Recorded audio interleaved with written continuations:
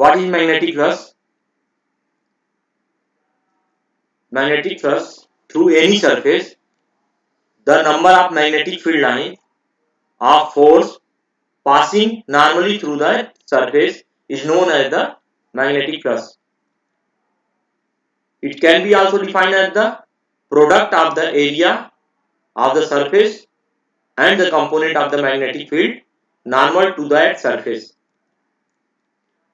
With the help of diagram, you can clear. This is surface ds and B is the magnetic field or angle, then d phi equal to B dot ds. तो ये scalar product है, then इसमें क्या आएगा cos theta, तो d phi equal to क्या हो जाएगा b ds cos थीटा। इसको आगे देखते हैं अपन, जब हम डॉट के फॉर्म में और इस तरह हम देख रहे हैं, अगर पॉजिटिव फ्लक्स चाहिए देन पॉजिटिव कब होगा, जब थीटा की वैल्यू 0 to 90 के बीच में होगा, 0 इक्वल और लेस देन 90 होगा, ग्रेटर देन 0, 0 एंड इक्वल भी रह सकता है थीटा के और ग्रेटर देन 0 भी हो सकता है और 90 से लेस होगा, है ना। तो ऐसी कंडीशन और 360 के इक्वल और लेस के बीच में होगा, तो ऐसी कंडीशन में पॉजिटिव होगा। और निगेटिव कब होता है या 0 कब होता है, इन सभी का आप डिटेल पढ़ रहे हैं। पहले पॉजिटिव हो गया,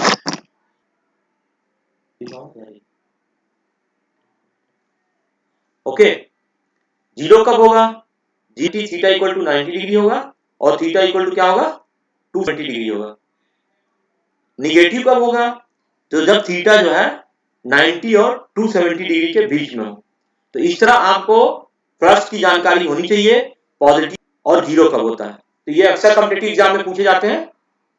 मैक्सिमम कब होता है, क्योंकि cos थीटा है तो cos थीटा मैक्सिमम 90 पे होता है, तो थीटा इक्वल टू 90 पे, ठीक है, 0 पे मतलब मैक्सिमम होगा। मैग्नेटिक फ्लक्स जो है ना 0 का होता है 90 पे होता है और किस पे होता है जब 270 पे होता है। तो ऐसी कंडीशन में मैक्सिमम जो हमें फ्लक्स जो है प्राप्त होता है 0 डिग्री पे। 0 डिग्री क्या होगा, cos थीटा की वैल्यू होती है 1 होती है, इसलिए 0 डिग्री पे मैक्सिमम होगा। और 0 क्या होता है मिनिमम हो गया, मतलब है ना कुछ नहीं हुआ, तो वो 90 डिग्री पे और 270 डिग्री पे 0 हो जाता है। तो हमें ध्यान रखना है। अब आगे देखते हैं अपन, ये magnetic across the coil can be change by changing. क्या क्या चेंज कर दें, अगर मैग्नेटिक फील्ड चेंज कर दें या क्रॉस सेक्शन एरिया चेंज कर दें तो भी हो जाएगा, या एंगल कर दें, ठीक है। तो अब जो है orientation of the coil magnetic field with theta, इस तरह 3 चीजें ये हो गई। या चौथी कंडीशन क्या हो सकती है, कॉम्बिनेशन ऑफ एबव, कोई भी 3 में से कोई भी 2 कॉम्बिनेशन कर दिए या 3 का तीनों कॉम्बिनेशन कर दिए। तो इस तरह 4 कंडीशंस है जिसमें हम मैग्नेटिक फ्लक्स को चेंज कर सकते हैं।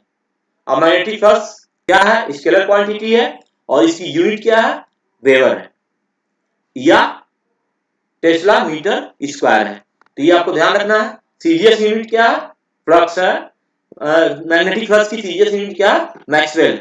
तो वो ध्यान रखेंगे आप, मैक्सवेल कब होता है, जब सीजीएस यूनिट लेते हैं। वैसे जनरली हमको क्या ध्यान रखना है, एसआई यूनिट ही ज्यादा पूछता है, लेकिन कॉम्पिटिटिव एग्जाम के लिए सीजीएस यूनिट भी इंपॉर्टेंट है। तो सीजीएस यूनिट मैक्सवेल है और एसआई यूनिट क्या है, ठीक है, वेबर और टेस्ला मीटर स्क्वायर। तो ये ध्यान रखेंगे आप, ठीक है। Magnetic flux per unit area is called magnetic flux density या स्ट्रेंथ ऑफ मैग्नेटिक फील्ड या मैग्नेटिक फील्ड इंडक्शन, जिसको ई से करते हैं रिप्रेजेंट। तो अब हम आगे देख रहे हैं, फैराडे एक्सपेरिमेंट कैसे कैसे इसने किया था। तो ये बार मैग्नेट दिया हुआ है, बार मैग्नेट है, एन और एस 2 पोल रिप्रेजेंट कर रहे हैं। तो एन पोल को कॉइल के फर्स्ट कॉइल के नियर बाय ले जाते हैं। तो ऐसी कंडीशन में देखिए, आप एक्सपेरिमेंट देख रहे हैं, तो ऐसी स्थिति में इंड्यूस करंट इस तरह हुआ और गैल्वेनोमीटर का आपका डिफ्लेक्शन पता चलेगा। सेकंड में देखिए, सेकंड में साउथ पोल ले गए, तो ऐसी स्थिति में डायरेक्शन ऑफ करंट चेंज हो गया। तो इस तरह फैराडे का फर्स्ट एक्सपेरिमेंट था, कैसे इंड्यूस हुआ करंट और कैसे फ्लो हुआ करंट। अब देखें आप एक कॉइल के रिस्पेक्ट में देखिए मैग्नेटिक फील्ड लाइन ढेर सारी दिखाई गई है। तो magnetic flux link with the coil changes relative to the position of the coil and the magnet due to the magnetic lines of the force cutting at the different angle at the same across sectional area of the coil। तो sectional area में जो भी magnetic field lines आ रही हैं उस base पे अपन देखेंगे। ठीक है, तो ऑब्जर्व क्या क्या किया हमने, ऑब्जर्व किया है relative motion between coil and magnet. ये हम क्या ऑब्जर्व कर रहे हैं, relative motion between coil and magnet induce polarities of magnetism in the coil। और क्या हमने ऑब्जर्व किया है, the direction of current through galvanometer and hence the deflection of galvanometer। मतलब करंट किस डायरेक्शन में जा रहा है और डिफ्लेक्शन क्या हो रहा है। फोर्थ हमने क्या ऑब्जर्व किया है, the induced current is available only as long as relative motion between coil and magnet. तो ईएमएफ इंड्यूस कब तक रहता है, ये जो ऑब्जर्वेशन है, ये चार ऑब्जर्वेशन हम देख रहे हैं, तो जब तक होता है जब तक या तो कॉइल में होता रहा मोशन या तो मैग्नेट में होता रहा। इन्हीं चार कंडीशन के हिसाब से हम देखते हैं, ऑब्जर्व किए हैं। और ये क्या है और क्या क्या चेंजेस हो सकते हैं, तो नोट हम करेंगे the coil can be moved by fixing magnet. ऐसा भी हो सकता है, both coil and magnet can be moved, दोनों को हम मूव करा लें। और थर्ड कंडीशन क्या हो सकती है, magnetic flux link with the coil changes relative to the, ठीक है, position of the coil and magnet. तो ये थर्ड कंडीशन हो गई।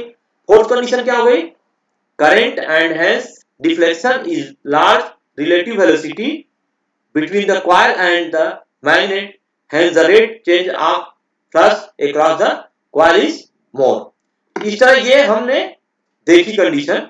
अब फैराडे का सेकेंड एक्सपेरिमेंट था, वो उसने बैटरी के थ्रू किया। तो ये कॉइल ले लिया, अब इसमें जो है करंट फ्लो किया, के लगा रहा, की जो है ज्वाइंट कर रहा, ऑन किया, तो ऐसी स्थिति में सेकेंड में करंट फ्लो हुआ या इंड्यूस हुआ। तो इस तरह हम देख रहे हैं कि करंट के लिए कैसे एक कॉइल से दूसरे कॉइल में अंतर पड़ता है। First is can be tell primary and second is secondary coil. इस तरह प्राइमरी कॉइल में हम चेंजेस कर रहे हैं, तो सेकेंडरी कॉइल में क्या क्या हो रहा है ये चीज हम देख रहे हैं। सेकेंड एक्सपेरिमेंट फैराडे का यही था। When the primary circuit is closed, the current grow from 0 to maximum value, क्योंकि एक बैटरी लगी हुई है। तो ऐसी कंडीशन में क्या है, during this period changing current include changing magnetic flux across primary coil. तो मैग्नेटिक फ्लक्स चेंज हुआ प्राइमरी कॉइल में, this changing magnetic flux in the link across secondary coil and the induced EMF in the secondary coil। तो first coil में जो भी change हुआ है वो सेकेंडरी कॉइल में ईएमएफ चेंज हुआ, ईएमएफ प्रोड्यूस हुआ ड्यू टू मैग्नेटिक फ्लक्स के चेंज होने से सेकेंडरी कॉइल में। तो ये प्राइमरी कॉइल और सेकेंडरी कॉइल के बीच का एक्सपेरिमेंट था।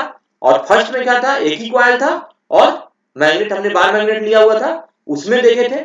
तो इस तरह फैराडे ने दो तरह के एक्सपेरिमेंट दिखाए और उन दोनों के एक्सपेरिमेंट के आधार पर कंक्लूजन निकाले हैं। अब सेकंड एक्सपेरिमेंट में और देख लेते हैं। तो induce EMF is a deflection in the galvanometer lasts only long as current is the primary coil and the hence the magnetic flux in the secondary coil change। तो जब तक चेंज होते रहता है प्राइमरी और सेकेंडरी में तभी तक जो है प्रोड्यूस होता है ईएमएफ। तो ये सेकेंड एक्सपेरिमेंट था। अब इनके बाद अपन आते हैं, when primary circuit is open the current decrease from maximum value to 0। Open कर दिया आपने तो क्या होगा, करंट फ्लो हो रहा था, धीरे धीरे फ्लो ऑफ इलेक्ट्रॉन खत्म हो जाएगा। ऐसी स्थिति में करंट क्या हो जाएगा, जीरो हो जाएगा। During this period the changing current induce changing magnetic flux across the primary coil. तो ऐसी स्थिति में क्या होता है कि magnetic flux is linked across the secondary coil and induce current in the secondary coil. Secondary coil में induce कर देता है करंट। तो उस कंडीशन में क्या होता है, the current in secondary coil is the reversed. जो करंट पहले बह रहा था, फ्लो हो रहा था, उसका डायरेक्शन से अलग फ्लो होने लगा जब हमने स्विच ऑफ किया है, ओपन कर दिया की को। तो ऐसी स्थिति में ये जो रहा, तो direction of current in secondary coil reverse, hence the deflection of galvanometer is the opposite to the previous case. तो जो पहले केस में था उससे अपोजिट बिल्कुल रहेगा। ये चीज अपन देखेंगे। अब जो ये दोनों एक्सपेरिमेंट थे उनके आधार पे फैराडे ने अपना लॉ दिया। ये एक्सपेरिमेंट जो था वो एक्सपेरिमेंट ही बेस बना लॉ इलेक्ट्रोमैग्नेटिक इंडक्शन का देने के लिए।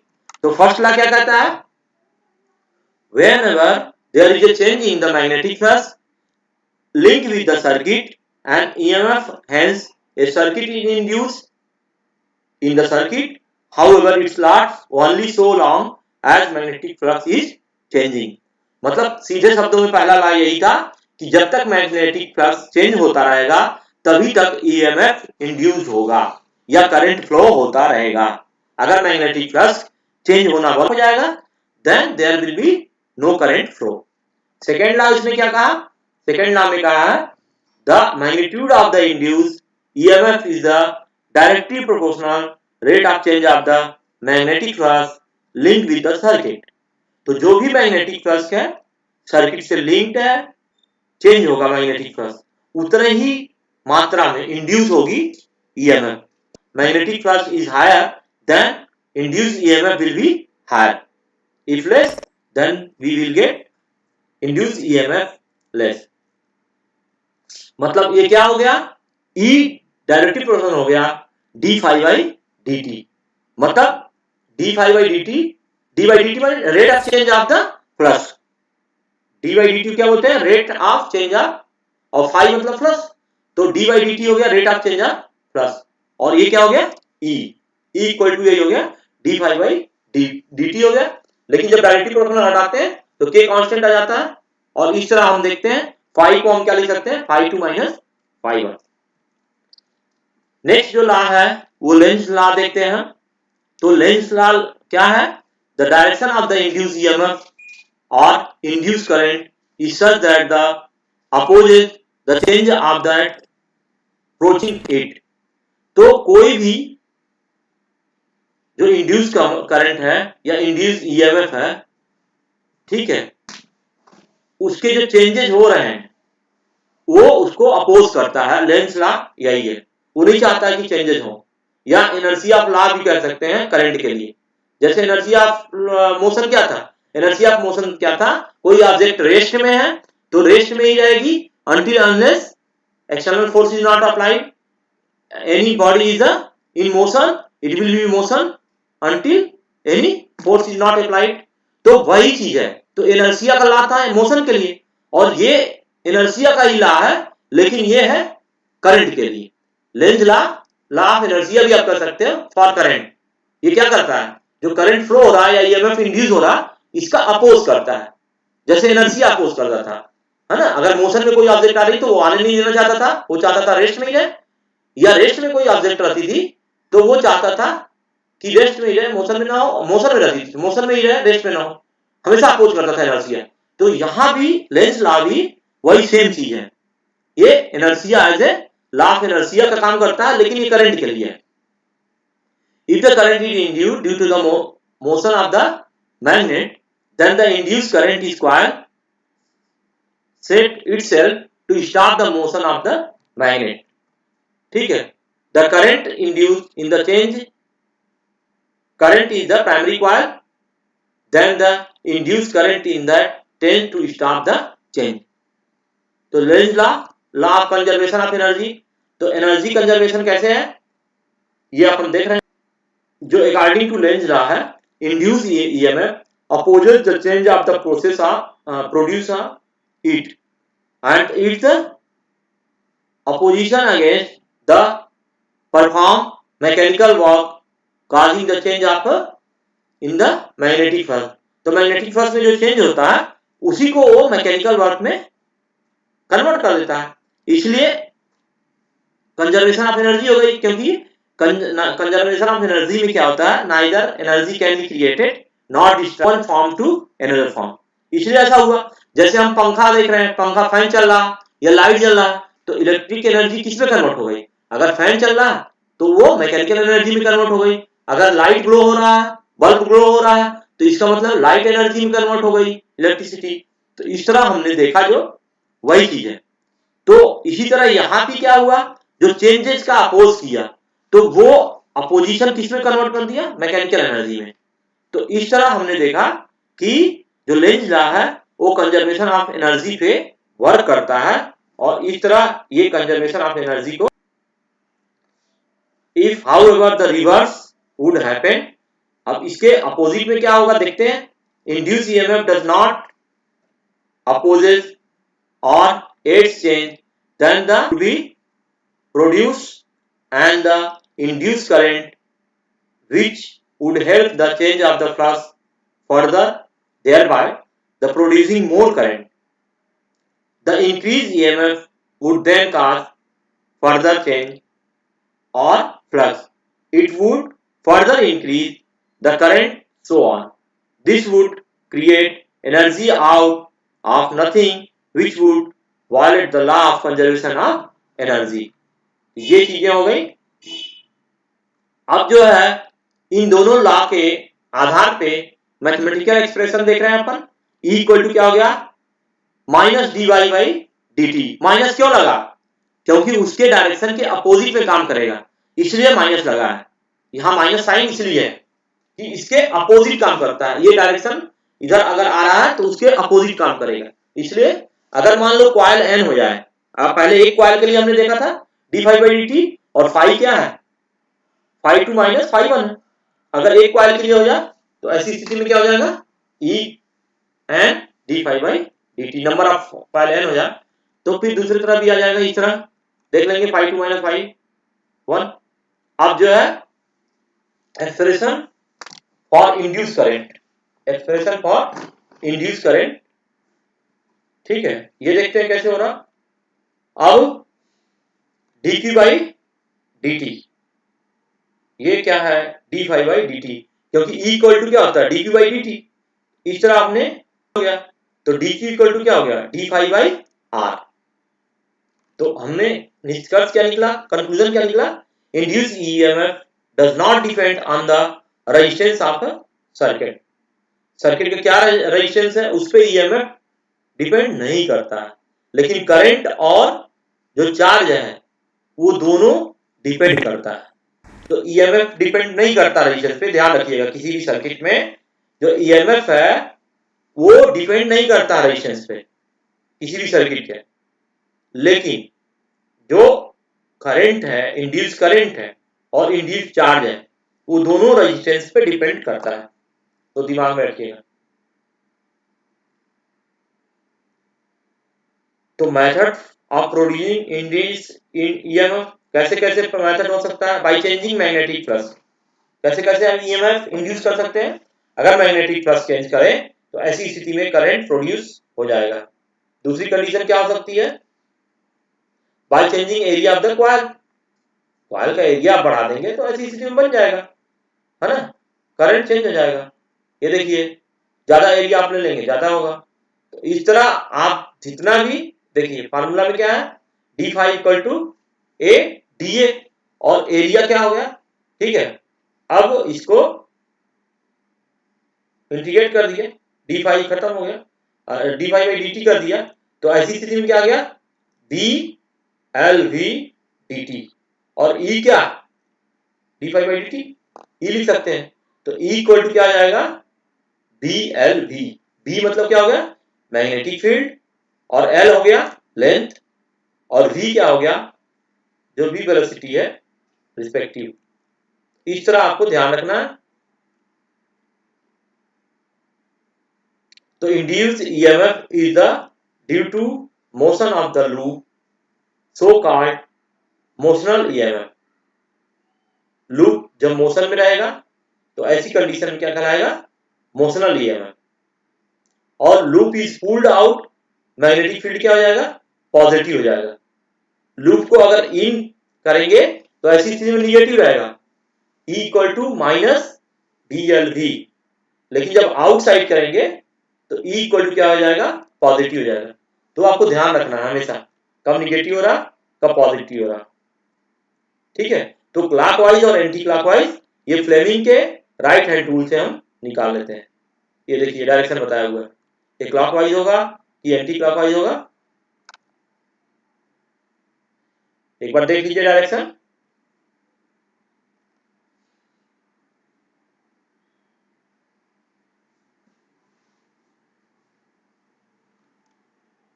ये देखिए क्लॉकवाइज है कि एंटी क्लॉकवाइज, ये निर्भर करेगा फ्लेमिंग्स, है ना, it will depend on the Fleming's right hand, या लेंस रूल का भी रहेगा। लेंस रूल क्या कहेगा, इसके अपोजिट में जाएगा, जिधर डायरेक्शन है उसके मोशन का उसके अपोजिट होगा। तो दोनों तरह से हम डायरेक्शन निकाल सकते हैं, राइट हैंड रूल के थ्रू भी और दूसरा लेंस रूल के थ्रू भी। तो लेंस रूल डायरेक्शन के लिए भी काम आता है। अब देखिए कैसे डायरेक्शन के काम आता है। According to Lenz rule the direction of the induced current is such that the opposite the cause of the changing magnetic flux, the cause of changing magnetic flux due to motion of loop and the increased area of the coil uniform magnetic field. Therefore, the motion of the loop be opposite so that the current is the setting itself such that the Fleming's left hand rule conductor arms TS experiences the force right where areas of loop is trying to move to the left. Against this force, mechanical work is done, which is converted into electrical energy या induced current. तो mechanical work जो भी done हुआ वो conserve रहा और क्या हो गया, इंड्यूस्ड करंट के फॉर्म में आ गया। तो if loop is the of magnetic field, then there will be not any change in magnetic flux, so there will be not induced current in the loop. तो अगर लूप क्या है, inside है boundary के magnetic field के, तो ऐसी condition में क्या होगा, कोई इंड्यूस करंट नहीं होगा लूप में। फ्लेमिंग राइट हैंड रूल आप 10th में पढ़ चुके हैं, 4 फिंगर और मिडिल फिंगर को, ठीक है। और राइट हैंड रूल में जो थंब है हमारा, जो 4 फिंगर है, डायरेक्शन ऑफ करंट बता रही, डायरेक्शन ऑफ मैग्नेटिक फील्ड बता रही है। तो जो मिडिल फिंगर है वो क्या बताती है, डायरेक्शन ऑफ करंट बताती है। ये चीजें आपको ध्यान रखना। फोर्स बताया मैग्नेटिक फील्ड है, एक इलेक्ट्रिक करंट, यही चीज है। बस इसको आपको ये बताना है कि ऐसे इसको स्ट्रेच किया गया कि तीनों 90 डिग्री से एक दूसरे के हो या तीनों म्यूचुअली परपेंडिकुलर हो, ये चीज ध्यान रखना है। By changing the orientation of coil, है ना, इन मैग्नेटिक फील्ड, तो हमें क्या करना है, magnetic flux phi can be changing relative operation of the loop with the magnetic field and hence the EMF can be induced in the circuit. Magnetic field है और ये आर्मेचर ली गई है। अब ये जो है प्लेन पे है और PQRS इसकी आर्म है, थीटा एंगल है। तो हमें मालूम है phi equal to NBA cos theta at time t, और एंगुलर वेलोसिटी मान लिया हमने क्या है, ओमेगा है, ठीक है। तो थीटा इक्वल टू क्या आ जाएगा, ओमेगा टी, ये आप 11th में पढ़ चुके हैं। और t इक्वल टू 0 हो जाए तो ऐसी स्थिति में थीटा इक्वल टू क्या आ जाएगा, 0 आ जाएगा, क्योंकि ओमेगा को इंटू करेंगे 0 से तो 0 हो जाएगा। तो इसलिए आपको ध्यान रखना है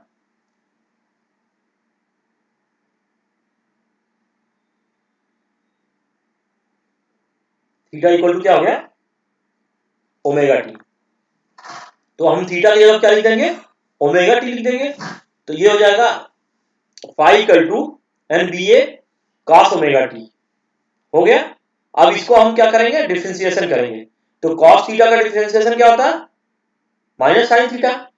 लेकिन cos AX का डिफरेंशिएशन क्या होता है, माइनस साइन AX, और उसके पहले इंटू हो जाएगा A का। तो वही चीज हमको करना है, डिफरेंशिएशन करना है हमको।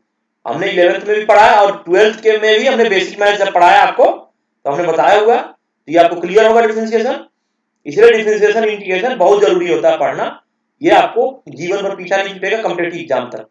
अगर आप 11th में पढ़ रहे हैं तो भी चाहिए डिफरेंशिएशन, इंटीग्रेशन और वेक्टर, और अगर आप 12th पढ़ रहे हैं तो भी चाहिए डिफरेंशिएशन, इंटीग्रेशन और वेक्टर का नॉलेज, और साथ में अगर कॉम्पिटिटिव एग्जाम देने जा रहे हैं तो भी चाहिए। इस तरह जब हमने डिफरेंशिएशन किया तो विथ रिस्पेक्ट टू टी किया है तो D five by D T हो गया, D five by D T क्या आ गया माइनस एन बी ए omega sine omega T, cos omega T का साइन ओमेगा टी हो गया और ओमेगा टी का ओमेगा आ गया और माइनस साइन हो गया। अब हम D five by D T क्या जानते हैं, ई होता है तो minus D five by D T equal to ई आ जाएगा। तो हमने ये ले लिया e equal to n B A omega sine omega t. अब एन बी ए ओमेगा की जगह पे हम ई जीरो कॉन्स्टेंट वैल्यू ले सकते हैं तो ई जीरो हमने लेट कर लिया maximum EMF e equal to e zero sine omega t. ये आप 11th में भी पढ़े हैं कैसे, आप वेव्स पढ़े थे तो अभी आप पढ़े हुए हैं, नहीं जाना तो फिर से देख लीजिए एक बार बता देते हैं। EMF change continuously in the magnitude and periodically in the direction with respect to time giving rise to the alternate EMF। ये देखिए कैसे ग्राफिकल रिप्रेजेंटेशन करेंगे आप ई और थीटा का। देखिए 0 डिग्री से, ठीक है, स्टार्ट है 0 पे, 0 डिग्री पे 0 होता है तो ई 0 आ गया ऐसे। अगर हम initial point of the coil is taken 0 then the normal to the coil at 90 degree with magnetic field क्या होगा, theta become theta plus pi by 2 और theta की वैल्यू क्या है ओमेगा टी है, omega T plus pi by 2 लिख सकते हैं। इस तरह E zero cos omega T के लिए हमने ग्राफ देखा। अब कैसे होता है ये देखिए, ये ई कॉस 0 पे क्या होता है 1 पे होती है वैल्यू, इसलिए 1 से स्टार्ट होगा 0 पे 1 से स्टार्ट हुआ है ग्राफ हमारा। और वो साइन के लिए था तो साइन किससे होता है, साइन 0 की वैल्यू 0 होती है तो वो साइन 0 के लिए उससे था और कॉस 0 के लिए 1 से स्टार्ट हुआ है। तो दोनों ग्राफ में अंतर का ध्यान रखिएगा और उस दिमाग में रखिएगा, ठीक है। ये साइन थीटा ऊपर के लिए है और कॉस थीटा नीचे के लिए। एक बार और देख लीजिए अच्छे से क्योंकि चेंज हो गया था, हाँ देख लीजिए। So alternative EMF and consecutive alternating current can be expressed in a sine or cos function. This method of induced EMF is the basic principle of generator. ये जो EMF है इंड्यूस, यही है बेसिक प्रिंसिपल ऑफ जनरेटर की। तो generator का आएगा आपको तो बेसिक प्रिंसिपल आपके दिमाग में रखना है कैसे होता है, ठीक है। अब ईडी करंट देखते हैं, ईडी करंट ऑफ, ठीक है, और इसको फोकल करंट भी कहते हैं। तो ये कैसे होता है ईडी करंट, कोई भी सरफेस में देखते हैं ईडी करंट प्रोड्यूस होता है। The induce circulating current produce in a solid metal due to the change of the magnetic field in the metal is called eddy current. कोई भी सॉलिड करंट, सॉलिड मेटल में जो magnetic flux change हो रहा है उसके वजह से जो करंट इंड्यूस हो रहा है वो ईडी करंट जाना जाता है। और ईडी करंट के इंपॉर्टेंट जो है एप्लीकेशन है जाते हैं, चाहे आप जेई देने जाए या नीट देने जाए, ईडी करंट से एप्लीकेशन से रिलेटेड एक क्वेश्चन रहेगा जनरली, या न्यूमेरिकल बेस या तो थ्योरेटिकल बेस। ईडी करंट देखिए इंड्यूस हुआ है, ये मेटलिक ब्लॉक दिया हुआ है उसके ऊपर, एप्लीकेशन ऑफ ईडी करंट बताया था मैं, बहुत इंपॉर्टेंट, 12th के लिए भी इंपॉर्टेंट है और कॉम्पिटिटिव एग्जाम के लिए भी इंपॉर्टेंट है। तो क्या है पहला एप्लीकेशन, इफ द इंड्यूस, ठीक है, induce furnace eddy current are used in the melting iron.